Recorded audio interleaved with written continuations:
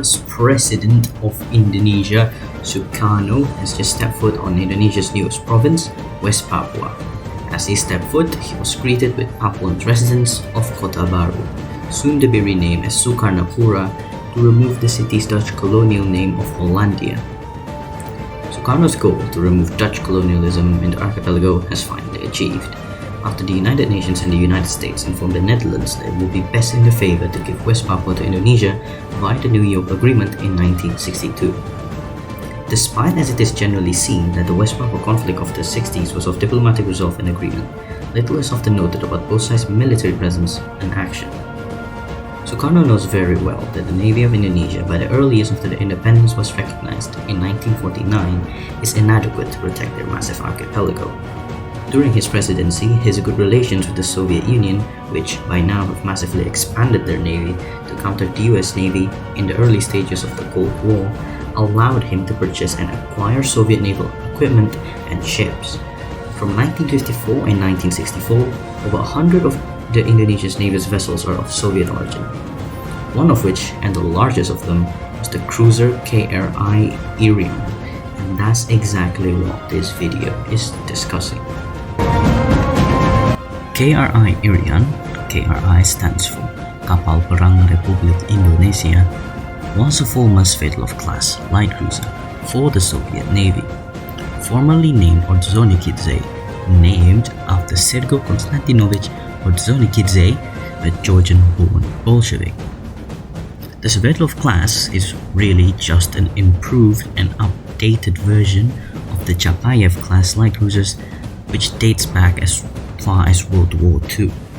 In fact, Ordzhonikidze was to be part of the 3 cancelled Chapayev class light cruisers, which was cancelled due to the outbreak of the war. The Svetov class have a displacement of 13,600 tons and roughly 16,600 tons in full load. Armed with 12 152mm guns, 6-inch, though some ships was completed with different specifications. 10 torpedo tubes was fitted, but all was eventually removed by the 1960s. 12 powerful 100mm dual-purpose secondary guns was also fitted as well. It can travel as fast as 32.5 knots and have a range of 9,000 nautical miles at 18 knots. Ordzhonikidze was the first 3 batch of Svetov-class cruisers laid down in 1948-49. She was built by the Admiralty Dockyard and launched in 1950 and commissioned in 1952. Since she was the first batch of the Svetov cruisers, she was relatively older in technology and less modern than the last few batches of the Svetov cruisers.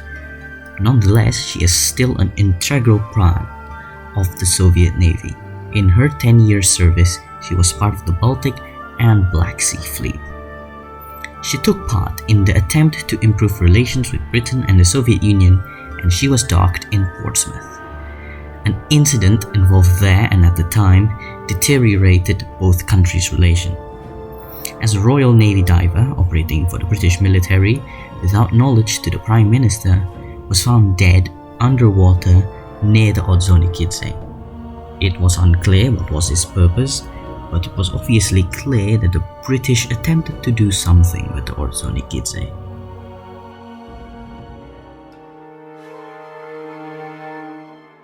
Her acquirement to the Indonesian Navy was due to 2 main reasons. First is the ongoing dispute over West Papua between the Dutch authority and Indonesia. Second is Indonesia's strict anti-imperialism, anti-colonialism policy with support with the left-wing movements, which communist governments absolutely love. These 2 reasons was enough for the Soviet Union to consider Indonesia as a trustworthy cooperator to maintain the balance in Southeast Asia. Not necessarily an ally, since Indonesia is part of the non-aligned movement. There were plans by the Soviet Navy to provide Ordzhonikidze with specifications fit for tropical environments in Indonesia's waters, but Indonesian authorities could not afford it. Hence, she was transferred to the Indonesian Navy with little design change specified for the tropical environment. She was already training her future Indonesian crews on the Black Sea by 1961 in Sevastopol. By 1962, Ordzhonikidze had completed her trials with Indonesian crews and arrived in Surabaya.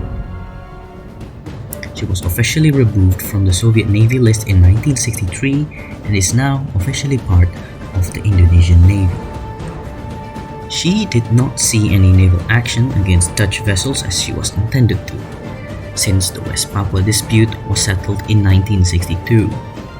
However, she was the ship that took Sukarno to the newly acquired Indonesian province. In 1964, condition was absolutely terrible. Indonesian crews didn't do a thorough inspection and maintenance regularly on the cruiser, and she was sent to Vladivostok for repairs. Russian engineers were surprised with how preventable these damages are and how little the design of the ship has changed. The only change is the dressing room has been converted to a room for religious activities. She was finally fixed and sent back home to Indonesia. Her end with the Indonesian Navy was, to say the least, quite a depressing one. After Sukarno was ousted, he was Soviet-leaning. He was replaced by Suharto, a fierce anti-communist and Western-leaning. The Soviet Union stopped the flow for spare parts for the Irian after Suharto refused to pay the debt Indonesia had for the Soviet Union. This led to many of Soviet-acquired ships in the Suharto government to be scrapped early and decommissioned soon. The lack of spare parts and professional qualified engineers to maintain the Irian, with the overall unsatisfactory performance of her in tropical waters, resulted in her being decommissioned in an unknown time between 1970 and 1972. By 1972, she was put on the disposal list. There is an ongoing debate and uncertainty on how she was disposed. The Indonesian Navy official statement was that she was scrapped in Taiwan, while other sources states that she was scrapped in Japan.